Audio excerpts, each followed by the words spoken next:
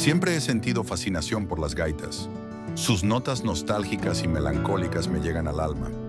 Quizás porque con estos instrumentos, algunos europeos como los ingleses e incluso los militares, policías o bomberos, dan una despedida u honran a un ser querido que ya no existe.